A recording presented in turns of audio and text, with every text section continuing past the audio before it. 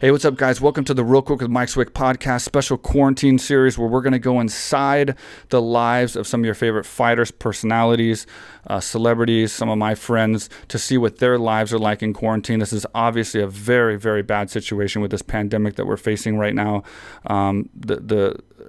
It's just so negative and so depressing for all of us. So hopefully this will shed some positivity, get your mind off things for a little bit, and we can talk to some other people and share some experiences. I do want to say before I start, my heart and respect and love goes out to all the doctors and first responders out there that are risking their lives to save other lives. I can't tell you how much I appreciate that. You guys are the heroes of our generation. And I think I can't say enough about that. Much respect to you guys, and much love and strength to everybody that's fighting the coronavirus, that is in a hospital or that may be in quarantine fighting it. I hope the best for you. This is a beatable virus, and I hope that the tide starts turning and the fatality rate goes down and we start surviving more. So anyway, with that being said, before I get too negative, I want to get back into the positivity here and stay positive, stay strong. Today we have an amazing guest as our very first guest on this new quarantine series. And it's a unique guest because he's in a very unique quarantine because he's actually trying to fight on an upcoming card, which is like a week away from now. He's training. He's dealing with this coronavirus. He's dealing with his family and his kids, and it's a very unique situation. So I think it's going to definitely resonate with everybody. He is one of the greatest welterweights of all time. He's a very good friend of mine who trained with me here in Thailand. Then he went home and trained. He was supposed to fight in England. That got canceled, and now he's been training ever since that fight, and he might be fighting here on, I guess the new date's April 19th. It was 18th. I think it's the 19th now, the Gaethje Ferguson fight. So today's guest is a top contender, one of the greatest welterweights of all time, Tyron Woodley. Tyron Woodley, welcome to the show, buddy. Man, how you doing, big dog? Good to talk to you, Good to talk to you again, man. Like we were supposed to meet in London. You had the fight scheduled. We were all booked, and then that just fell through, and you went back to training, and it looks like you're trying to fight again. Yeah, you know, it's funny. Right behind you is something that says London. Yeah, so yeah. That's how far I was about to go this far for you, brother. I just trained so hard for this fight, man. You know, I came out there to AKA Thailand. I had an amazing pre-camp. I really started off with a bang, and it was the first time in a very, very, very long time. Probably since I was a young fuck that I came into camp in shape. Yeah. Like when I was younger, when I first got into the sport, I couldn't afford to just do training camps and fight. I had to be ready for last minute calls. You know how the game is. When you first get to the sport, you got to be ready for whatever. And I used to always be in shape. And I was happy to be able to push myself more in training camp, to be able to not have to deal with a lot of things that I normally would. Like when you're not in shape, the first couple of weeks is kind of dangerous. Right. When you're trying to cross-train, your body's out of shape, you're susceptible to injury. This time I felt really confident pushing myself. Yeah, man, that sucks that fell through like that. What was it like going back, having to like restart and not knowing exactly when you could fight again, and then now possibly trying to get on this other card? Is this card closed off, this April 18th card, or 19th now, I guess? Is it closed off and off limits or for anyone else, or is it still open for...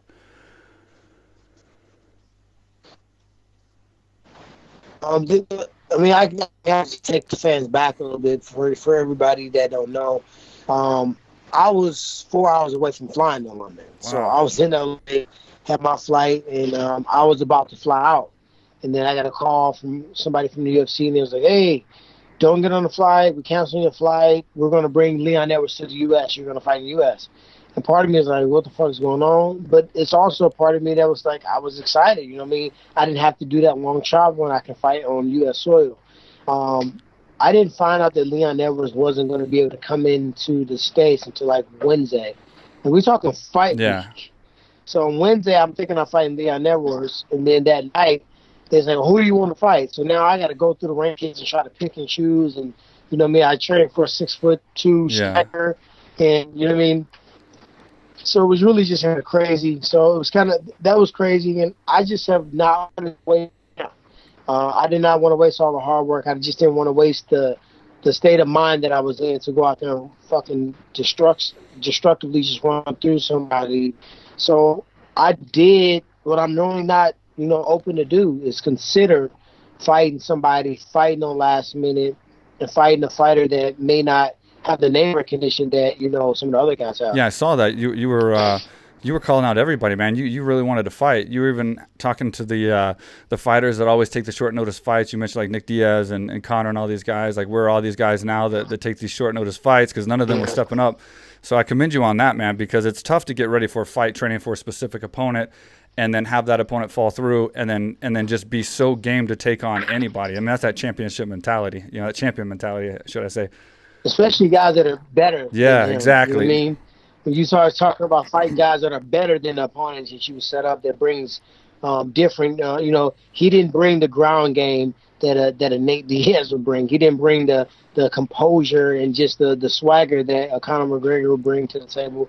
So I just think that that's what the fans really want, and that's what the UFC wants from me. Whether they want to say it or not, they really just want me to want to step up and fight anybody, anytime, anywhere. If you're the baddest man, camp or no camp, if someone ran on my porch right now, I'm supposed to be the big bad fighter to beat them up. And that's kind of how they want you to act, talk, and that's how they want you to select fights. So I'm like, you know what? If I'm mentally there, I just continue to be beating you. Right. You know what I mean? And I think that's where that mindset came from. Like, if I was at 50% against Usman, he wouldn't have stood a chance against me. You know what I mean? I just mentally wasn't there. Now I'm back, and I just feel cheated that I didn't get a chance on March 21st to show the world that I'm back. Right. And then the thing with Kobe, like, we don't even know if he's healthy with his jaw and everything. Why is he so persistent on calling you out if he's not going to take the fight? I mean, everyone knows who he is. It's not like he's trying to show the world who he is and get famous. Like, why does he just continue to even March 30th, I saw a tweet, he was coming at you again. Like, why does he keep doing this and just not taking the fight? He's not coming at me. He's coming at the internet for clickbait. Yeah. Because Dana said that's all. That's true. I mean, in my phrase, I would say that's all cap. Yeah. Dana said, that's all games. They don't want to fight you. We asked him a million times. Now, a lot of people don't know this is the fourth or fifth time Kobe has declined fighting me in the UFC. He started his whole entire gig off me. Like, any fighter in the top 5 outside of Masvidal and Nate Diaz have really gotten their name from me. Kamaru Usman victory over me is the first time anybody gave him any notice.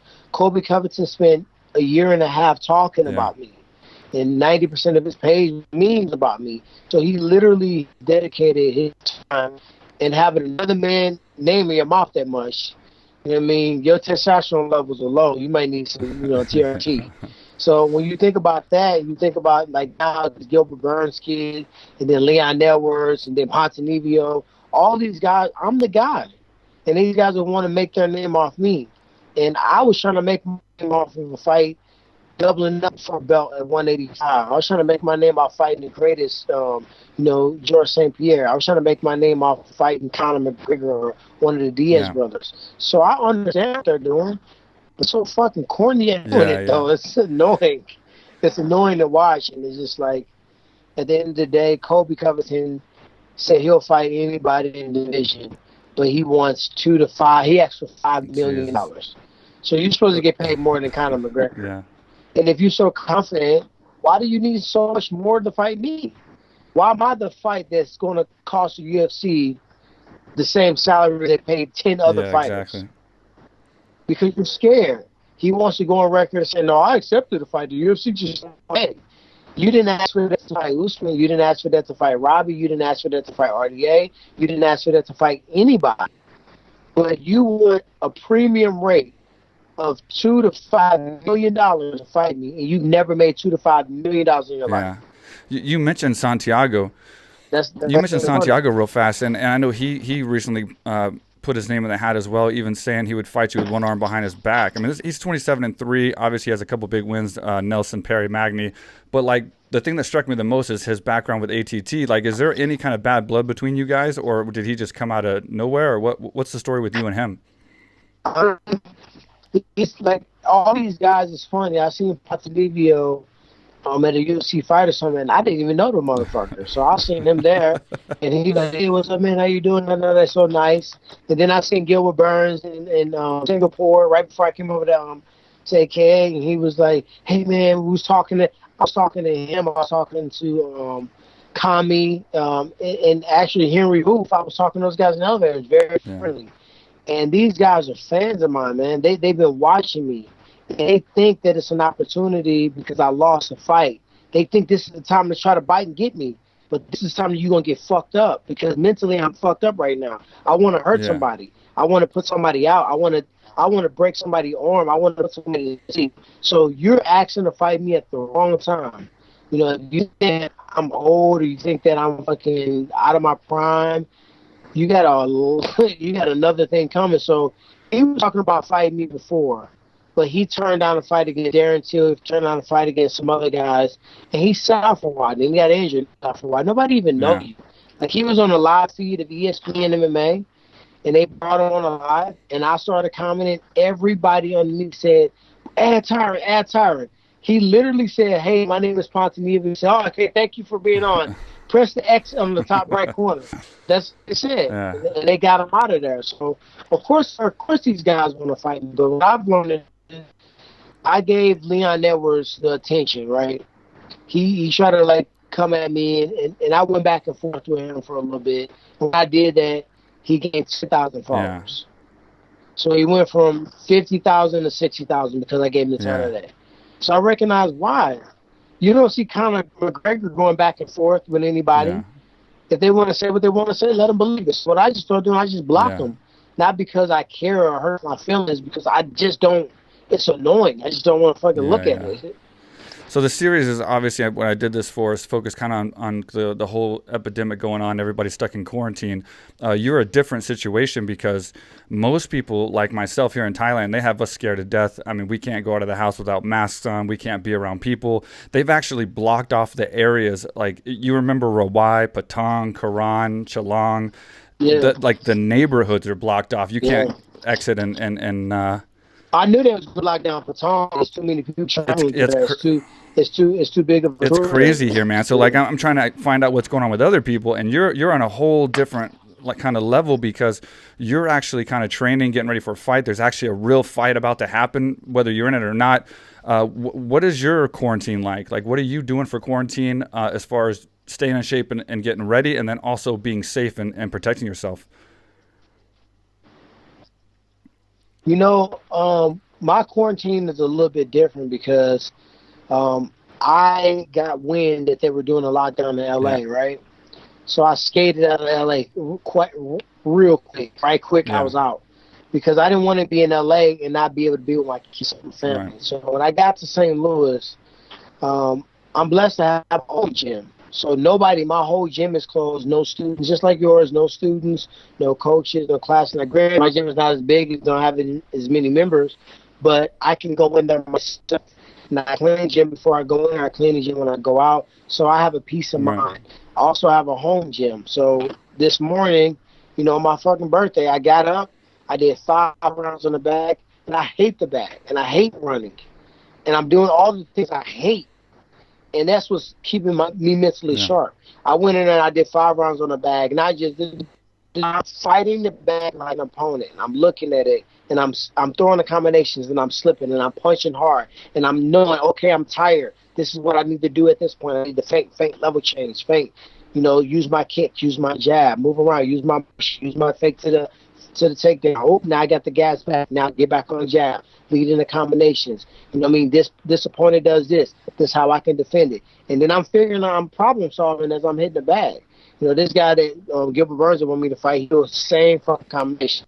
And he's fracturing people with it. And I'm like, okay, let me set 4 or 5 different ways to defend that. And when I get one that I feel like, damn, this will work, then I force myself to do it 10 times as hard as I can with perfect technique on the bag. No matter how tired, no matter if I just did a flurry before then, I forced myself to do that. Now I got money in the bank. I did the same thing with Darren Till. Darren Till kept showing that lead right uppercut, left hand, and I drilled parrying uppercut, slipping to the left side. I drilled fading back, slipping to the other side, coming over with the right hand, and I drilled just stepping forward. avoiding the uppercut and just going right over the top with it and finishing with a left hook. And then what I ended up using, right when I saw it, it was like slow motion. When you look at it in real time and look at, oh shit, he just threw a lucky punch. No, I saw the uppercut, I faded back, I slipped over to my left, I cracked it with the hand, and I was coming to clean up shot with the left hand, but I didn't need to. He had already hit the ground. So that's kind of what I'm doing. And it's not just for if I fight. I don't know if I'm going to fight Gilbert, to be honest. I mean, he's a fighter that just got a name because, quite frankly, he beat Damian Maia, who's clearly done. Yeah. He's already said, I got one more fight. He clearly is not going to fight for any title ever in his life. And his motivation is different. He's older than me, and he literally has done what he needed to do. And his legacy for what it's going to be is there. He was the number one contender. He went on a crazy win streak. He was probably the best grappler, if not top 5 that's ever fought in the UFC. So that's who he fought. And he clipped, and anybody can get clipped with a shot. You know what I mean? So now he replaced his ranking, and you just fought. That's kind of greedy when you think about it.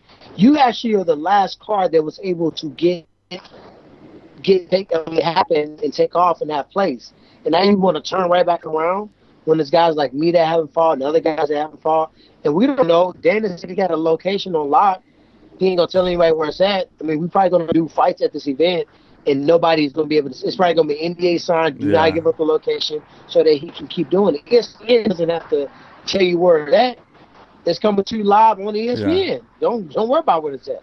And people are going to watch. So, like, my mind is that my next fight has got to be something that motivates me. Like, a fight against Usman, man, fuck. When I just think about that fight, you know, it just they hurt the back of my neck. So, Kobe Covington, I just want both those fights. I want to hurt him so bad. He's so terrible. I literally used to play games with him. He's the same fighter. So I want to go out there and I want to give him the whooping he deserved, because Usman and him for a fight, for a very, very high-level fighter with a great IQ, they was just fucking taking punches in the face. Looked like two old men in a nursing home fighting over Jell-O. They just so happened to have good cardio. Yeah. They just happened to take punches. It wasn't no slipping and checking and countering and kicking and wrestling and punching. And it wasn't that type of masterful fight. It was a good fight because they threw a lot of volume and they didn't drop into the last minute. And you look at that fight, I think I let him get hit by me with a right hand. Usman hit him with a straight right hand, textbook 1-2 jab cross to the bag, to the body, to whatever. Imagine me hitting him with 70% of my power. God forbid I hit him with 100. He wishes his jaw was broke. His whole face is going to be broke. His cranium is going to be halfway cracked. So that's kind of what that motivation. But these other guys, it's not really the motivation. Even Leon Edwards didn't have the motivation. The whole motivation behind the Leon Edwards fight was for me to show the world that I'm back, for me to show everybody else that I can dominate the up-and-coming dude once again, like I did with fucking Kelvin Gastelum, like I did with motherfucking Wonderboy Thompson and Damian Maia and everybody else. Darren Till. These are all guys on win streaks, you know what I mean? 7 to 10 to 12 win streaks. And then Usman, I mean, how lucky can you be? I beat 5 or 6 of them. It was going to get everybody watch the card in and fucking had a bad cup of soup or some bullshit, or just mentally wasn't there. And that was my night, and I got to live with that. But these other dudes, if they don't motivate me like that, they got to pay me. They got to pay me more. They don't have no name. Nobody even fucking know them. So I need to pay for the risk, because if they win, it's great. They move on. If they lose, they lost to one of the greatest ever. It's a win-win for them. They can't lose in this situation. And if I just beat them, oh my God, Tyron was so great, he hung with him. They're going to forget I won, and they're going to give him the credit for hanging with me. I got to go and stump the next dude I fight, no matter who it is. I got to stump Usman, I got to stump Kobe, I got to stump Leon, I got to stump Gilbert. I can't have a close fight with only 2 guys I can have a fight that's kind of close is a Masvidal or Nate Diaz, because they're OGs and they got their name. They got their name the hard way. They fought the long way. You know what I mean? These other cats is just all corny as fuck. Yeah. How do you feel about it? Let me flip the camera. How do you feel about it? You welterweight, came there, people just did it. They didn't really talk about it. And you fought to get to where you were at. How do you feel about the state of the welterweight division and fucking shenanigans that's going Yeah, on. it's crazy. I mean, everything's different, man. It's completely changed. It's completely changed. You know, we just kind of were in kind of like this just go mode, and we kind of knew who we were fighting before, you know, before our previous fight, who our next fight would be if we win, and probably who we'd fight if we lose. There's a lot less fighters in the UFC. I lost you. You there? No, I know you're on your phone. I was trying to sneak a screenshot, but I wasn't as sneaky as I know you're on your phone. You said you broke your laptop. I was gonna say happy birthday to you, man. I sent you a happy birthday earlier, but thanks for doing the podcast on your birthday, man. I appreciate you, man. I heard you broke your laptop. Man, you family, brother. Man. Like it don't stop because it's your birthday, man. I appreciate you having me on. You know, it's been a minute, so I'm glad I appreciate you're you back. doing it with your phone and everything, just to getting it done. But how was your birthday? How did you celebrate? You know, it started off rough. Like I told you, my laptop got broke. Man. My son decided to take it upon himself to grab my laptop to do his homework. He had 2 other computers with him, so I think he had like 2 or 3 computers down in the play area, and my daughter's throwing balls around like she's supposed to. It's a play area, and she threw it and just basically snapped the front of my monitor. Man. So my MacBook was crushed. So I had to go in the bathroom because they're kids. Yeah. He's 9. You don't know. I let him use it yesterday, so he probably think it's, you know, cool. She's just throwing the ball. She didn't do it on purpose. But yeah, it was just like I use everything as something like for a fight. Yeah, you know what I mean? Like that could be the referee bringing me. That can be the referee bringing me up too soon. I just took the dude down. And I was about to, you know, hit elbows, and he brought us up. You know what I mean? I got to be able to compose myself. I got on the treadmill. I was running, right? I was running, and then everybody kept calling me. And I'm like, why I get mad? I should be happy. These people calling me because they care about me and they want to wish me happy birthday. But it was messing up the video. I was watching film on some guys I might fight. I was watching film as I was running. So then I had to get mad at that. So my son helped me. He put the phone and do not disturb and all that stuff. So then I got back on the treadmill. I'm like, okay, what if I got poked in the eye in the fight or kicked in the balls? You know what I mean? Don't get too bent out of shape that you got off the treadmill for 30 seconds. Like, you know what I mean? It can be a 30-second break in the fight. But that's the way I think about stuff. So I did that, and I just took the day over. I got done working out, and I think I was like 186, something like that, when I got done. And that's normally, if I ever go into fight week 186, my coaches, boy, they happy because they know it's going to be an easy week. But after I drank like a half gallon of water, I was 186, which means I was probably 182 fresh out the sauna. So I'm just thankful, man, that I've been finding ways to just mentally, because really to this point, I may not even need a person in front of me, to be honest. Yeah. You know what I mean? Now, my coach is going to come in, you know what I mean? We're going to train, but it's all right here. I've been in so many fights. I've been in so many wars in and out of the gym, been in there with the greats. And I feel like if I'm mentally there, I got enough skills to fall back on. I got enough reaction to fall back on, enough experience to fall back on, and a good enough IQ in the sport that nobody's going to beat me. You mean just to like... You know what I mean? From a preparation standpoint, not from, I'm the shit. You know what I mean? Everybody under me. It's like from a pure and sheer jiu-jitsu level, like, I'm not going to get, like, I'm not Mikey Davis, and I'm not these other guys that Gilbert submitted. You know, I'm a black belt jiu-jitsu. Like, I may not be the Planet Eddie Bravo ankle locking, heel hooking, wheel spinning, you know, flying lock thrower, but you're not going to just hit me with no rear naked choke armbar without a fight. You're not going to probably take me down to get me there. I mean, I got the best takedown defense in the welterweight history right now. So when you think about that, you think about who's going to match me for speed, who's going to match me for power, you know what I mean? And who's going to be as sharp as I am when I'm on. When I'm on, I'm a problem to anybody. So that's what I got to keep reminding myself. And I'm just in a good place, man. It's a good chance I'm going to be fighting April 18th. Oh, you think so? Again, I'm going to take today. Last night I said, last night, I mean, it's not open to everybody to jump on, but they told me pretty much the card is done. But if I want to fight, they'll put me in. So I hope so, man. It's kind of on me. And I prayed about it last night, and I don't feel real clear in any direction. So I'm gonna pray about it again tonight, and I'm gonna wake up in the morning and I'm training as if. Hey, what's up, guys? Sorry for the break, but I want to take a second here to thank our sponsor, my baby, AKA Thailand. As most of you know, I've had to shut the doors temporarily for training at AKA Thailand, and we're actually completely shut down now, government mandated here in Thailand. 10 years of building the gym, having such a great group of people coming through there all the time. It's obviously the best decision. It's obviously the best choice. Thailand's taking some very, very strict mentality, attitude, and force towards this pandemic and slowing it down, if not ending it, especially here in Phuket and then in Thailand in general. And it's tough to go through, but I know we're going to definitely see some big improvements soon, and the gym will be open hopefully within a month or two. I think that's really going to happen. But I want to thank everybody for the support. I miss all of you guys coming in here, thinking about the gym and the days of training and how it was before. I mean, we had a record-setting January, a record-setting February. We had a great March up until the 15th, record-setting March until the 15th, and then we had to close the doors, I think, a few days later than that. So it was great. Everything couldn't have been better.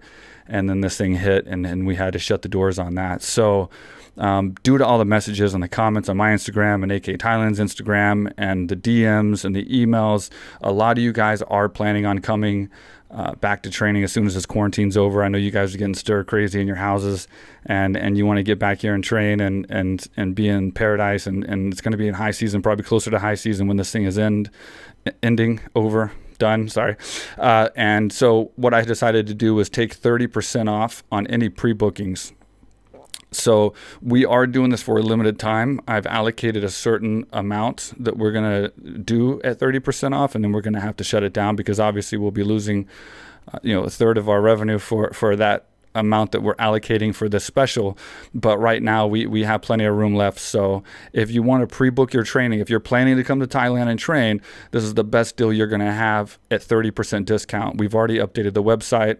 All you have to do is go to akthailand.com, go to the pricing page. It's all set up at 30% discount already.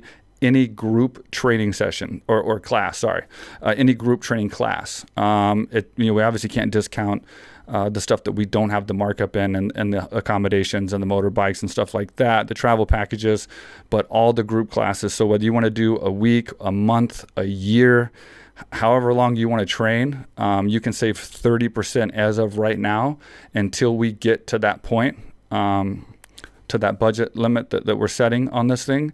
And like I said, we have plenty of room right now. So take advantage of it. And this is for you guys that want to come back and give you guys something to look forward to. I know once you book that, you guys book so far in advance. We get guys that are booking 6 months, 8 months, a year in advance. So I know you guys enjoy booking your training and then looking forward to it. I've been coming to Thailand for like 20 years, and every time I booked that flight, I was excited. Like once that flight was booked, I had a hotel. Sometimes I didn't have a hotel. I was excited to get there, and I was, that gave me something to look forward to. So I'm going to help you guys out and give you all an additional 30% discount on that booking, and then you guys can stay excited and know that when this quarantine is over and we beat this crisis and get out of this pandemic, that you can come and you can enjoy Thailand, enjoy AK Thailand, and you can do it at a discount. So again, that's akthailand.com. If you have any questions, just email us at info@akthailand.com. Thank you. I know you're training hard, and obviously there's a lot of stress with this pandemic, and it's a horrible crisis going on. Everybody's trying to stay away and kind of like quarantine and stuff. If you get this fight, obviously you deserve it. You've been training so hard for so long for this one. If you don't get this fight, or even if you do get this fight, after this fight, what would it take you to stop training and take a break and just stay safe? Like how big does this thing have to get to scare you enough to just stay away from people? Because like living in Thailand where I'm at right now, they have us so scared. Like I think we're getting fined $600 if we walk out, if they see us on the street without a mask on. I think it's $600 right now, 20,000 baht. So we're scared. Like we think everybody has corona. So it's like, when will it be too scary for you to start or keep training and continuing to just not? I was scared like that before I left. Yeah, Remember you were. when I was You were scared I about was London. thinking about coming back. You remember, like you asking me when it's gonna get. It was there already. Like when I was talking to you, because the original plan was to come out and do pre-camp, but I had such a great experience out there, and I was just such in the zone, and was you guys were amazing. The facility was dope. I had great training, and the food was amazing. I was ready to roll. So my goal was to come back, and then the pandemic just made me. I didn't feel safe, and I'm glad. I'm not saying I would have, got the coronavirus through traveling Yeah. there. Once I got there, I felt like I was going to be okay. But getting there, man, like on the way back, it was scary, man. Like that was the week when went back, that was the first week it really blew up. Yeah. Remember? So everybody on the plane was trying to get the fuck out of Asia, and it was like they all was on my flight, and I was like, God damn, everybody here. Wish somebody got the shit. Asian, American, black, white, green, purple. Everybody to me had it. So for 20 hours, I put a blanket over my head and I went to sleep the whole But time. Tyron, listen. So to answer your question, Oh, go ahead. Go ahead. No, I was going to answer your question. If I get this fight, I'm going to keep training because I don't want to get out of shape, man. That shit took good, man. That shit is hard, man. I appreciate you because that fucking bike sucks. Yeah. And you did that damn bike workout. I was dying in the pad session and all of that stuff. You don't have to. Like, you probably like, damn, well, should I fight? Like I'm doing all this shit. I'm right back in shape. But I appreciate you because I don't want to have to do that from scratch again. Yeah. So luckily, my 16-year-old son, he's in good shape and he's been doing the aerodyne circuit with me as well. And so I probably won't get out of shape like that, like I was when I came to AK. But I am going to chill out a little bit. I'm gonna eat some fucking cheese, and you know what I mean. I might do the experience. Oh, the experience, man. I miss that, dude. So if anybody doesn't know, the experience is when you go to like a place like Starbucks, like we did, and you just basically you have a couple people and you just buy everything that's in the little Danish area, and then like get your coffee, and then you just buy every Danish, and then you just put on the table at least enough to fill the table, and then everybody just splits everything, and that's still one of my favorite days, man. That's still one of my favorite days with you. You got to get a little piece of everything. Yeah. You got to get the whole experience, a little piece of everything. That's awesome, man. So yeah, so you're gonna stay training. But I cut you off. What was you gonna say? I was gonna say, well, at least it's an even playing field. First, I was gonna say that I know you were talking about getting out of Asia, but Asia, because of these crazy crackdowns like Thailand's doing right now, Asia's got a good grasp on this thing. Like it's starting to slow down, and shockingly, America's the epicenter right now. I mean, there's 400,000 cases, 13,000 deaths. I mean, that's over 4 times 9/11 already, and it's just getting started. I mean, all the experts are saying it hasn't even came close to the peak yet. So it's scary there now. Now America's the scary place, but at least you're on an even playing field because I know you, and from us training together, you can focus on like you said, mentally training and just getting in good shape, having just one training partner or maybe sometimes none, but still getting your workout because you have the skill set and you have the mentality. You just got to get your body in shape. You got to hit the bag hard. You got to hit the pads hard. You got to get the physical, endurance and strength. So you're at least on an even playing field. And I think you're more prepared than most people to train alone because I feel like you already have what they're still trying to get with that experience, and that they need those sparring rounds. They need those people less than you do, I think. So I think if you do train by yourself or with less people, this is a good time for you to fight and shine. If you get on this April 19th card or a recent card. Yeah, I agree with you, and I think I started alone. Like I brought Dean and Duke in full time in 2015 before Kevin Gaston fight. I didn't tell people this because I wasn't proud of it, but I was training myself my entire career. From 2005 into 2015, for 10 years, I was doing it by myself. It's a wonder on how I was able to compete at that level, all those years. But I was just so internally motivated. That's why, I don't need a lot of external motivation, because if you know what I'm thinking about when I'm training, you're like, this guy's motivated. So I don't need those. I don't need to go out there and get beat up. I've been beat up. I've beaten people up in the gym. I've been in crazy hard sparring sessions. I've been in light sparring sessions where I just basically had to work on volume. So I've been kind of through everything. I need the sparring, but if there's one category, like as a fighter, if you know your ground game is garbage, why do you keep trying to look cute on the mitts all day? Yeah, right. Get on the Yep. ground, put somebody on your back, and find a way out of get yourself caught in the armbar, get yourself caught in the guillotine choke, put yourself in a mount position where you're on the bottom, put yourself in those bad case scenarios where if you get here in a fight, currently with the skills that you got, you're gonna lose. So put yourself there. So for me now, it's not really a situation. It's mentally, am I really driven? Mentally, am I motivated? Did I allow the politics and did I allow the stuff that's outside the octagon to take the love away from me? You know what I mean? So that's what I'm doing. I feel back in love with mixed martial arts. I feel back in love with it being okay to have sweat dripping in my eyes and my nose, like needing to blow my nose. Yeah. Like I'm OCD. You are too. That's one thing. Like I would be like, oh my God, I'm sweating too much on the treadmill. Oh my God, like I'm sweating too much on the mat. Like I would literally let that stop me from going hard. And I remember one time I said to you, Tyron, don't worry about that, dude. Just go. And then, at the end of it, it'll be clean. And then I said, fuck it. So that's kind of what I'm dealing with.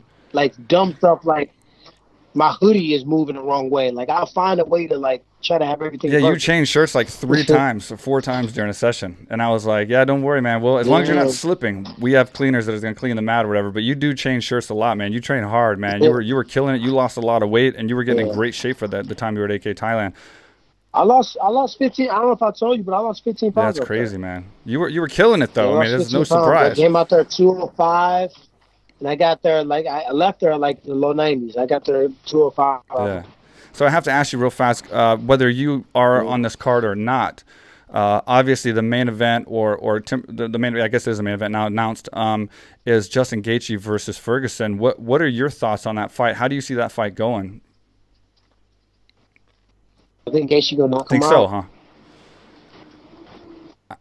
Yeah, Gaethje got he got that old form strength, that old somebody that's been bailing and freaking working at the steel mill. He got power. He's crazy, man. He makes you feel like it's a sloppy brawl. Yeah. But anytime I had him at a desk and I've talked to him, dude is sharp, man. Dude is real sharp. And I'm not saying Tony's not sharp, but Tony was training for Khabib. Somebody that doesn't have the power, to just knock you out, but he has the pressure, he has the wrestling. And when you get on top, then surprisingly, most of his power shots come from the top position. But this guy is going to walk in, he's going to take punches, and he's going to throw back punches. And we've seen both guys hurt, and we've seen both guys endure. And I think if it goes into the 4th or 5th round, Tony was prepared to fight a 5-round fight, not just any 5-round fight. Khabib was a machine. So he was training to fight a machine. So Tony cardio is going to be through the roof. Gaethje knows he doesn't have that. So what do you think he's going to do? He's going to try to get it done in the first 3 rounds. And if anybody can take a shot to give a shot, it's Gaethje. I was just watching a fight, a rerun of Edson Barboza, and he just caught him on the end of that punch. And, he punches kind of like Scott Smith used to back in the day. And then he just finds a way to get there, man. He'll get in there and kick your leg out. And I just think of the Edson Barboza fight, which is a long guy. That if you step away from Gaethje with your hands down, you never know when he's gonna come over top of the shot. And I remember Lando Venata having a very, very good fight against him in the open round. He hurt Tony, and had he had the conditioning and shape, he may have actually won that fight. So now to see Gaethje, who punches harder than Lando, get a crack at him, nothing to lose. You know what I mean? No pressure on his back. No 12 weeks to overthink it, over-prepare, overwatch film. He's like, fuck it, shit. You gonna pay me what? Good, I'm in. Let's do it. You know what I mean? My take on that too is the same, man. I think Ferguson's an amazing fighter, amazing win streak. His fortitude, his mentality, his toughness is at the top level, top tier. I do think he is a little sloppy and open at times, And I think that's where Gaethje's going to come in, because Gaethje throws so many punches and so many strikes with such power from all different angles. It takes just one of them getting in, and it's like that can crush you. So Yeah. it's an interesting fight, to say the least. Like, I'm definitely excited to see it. So yeah, I'm with you, man. I do think Ferguson would benefit from watching you cover your fights. yeah. Ferguson's built like you. He would benefit from watching because you fought a tenacious way, but it was technical and it was strategic. You were like a strategic pressure fighter. Like, sometimes, you know, he gets away with it because guys don't have reach. He got away with it on Anthony Pettis, switching stances and cutting them off. He got away with it, and he knows he has a chin, and he'll jump to the legs and go in all his jiu-jitsu positions because guys are scared that they're going to get caught in the heels on the lock or neck crank. But if you watch some of your stuff, I think Tony Ferguson can really take his game to the next level, just because you were a pressure fighter. You came downhill with the shit, but you came downhill through the middle, through straight punches, through combinations, through counters. You know, you defended shots, and you always it was always your hand getting slapped at the cookie jar. Nobody ever stuck their hand in the cookie jar to get a cookie and then get their hand slapped. You know what I mean? So it's just time that I think guys get away with hitting them, and they don't have they don't have to pay the consequence. Yeah. Well, that's, man, thanks, man. I appreciate the compliment. I take that as a compliment. But anyway, man, I don't want to keep you for tue long. I know it's your birthday and it's late, and I appreciate you taking this and being my first guest of my quarantine series. Out the house. Having birthday parties. Hey, let me tell you something funny. I ain't get to the full story. I had the fireplace on, like, and I'm thinking I'm being all romantic with myself. You know what I mean? I didn't pull the thing to let the smoke go up. The shutter. So my whole house right now is smoked out. That's why I'm outside. So I got all the windows open, and I'm like trying to push the smoke out. Oh, don't be breathing that stuff, man, and stay safe, man. This corona thing it's getting like 30,000 cases in the U.S. a day, man. So stay safe as you can when you're not training and when you're out, buddy, because I don't want to see you, or I don't want to see anybody I know get this stuff, man. Like, I hope, and I want to see everybody obviously get better and heal up. So stay safe, man, and I appreciate you. I'm masked and gloves. All I go to that store. That's all I do. You're doing what? I don't go anywhere else. I'm going to the store, mask, gloves, and then when I get done, I bring the groceries in. Everything gets wiped down with disinfectant wipes.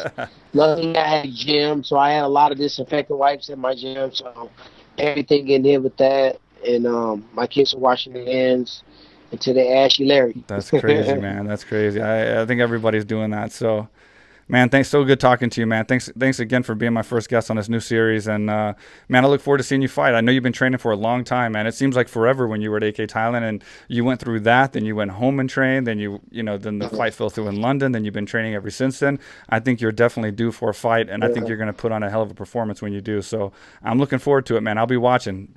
From a distance, I can't go anywhere. I'm trapped. Thank you, my man. Appreciate you, brother. All right, dude. You take care. Have a good night. Well, I appreciate you, my man. You too. All right, see ya. Real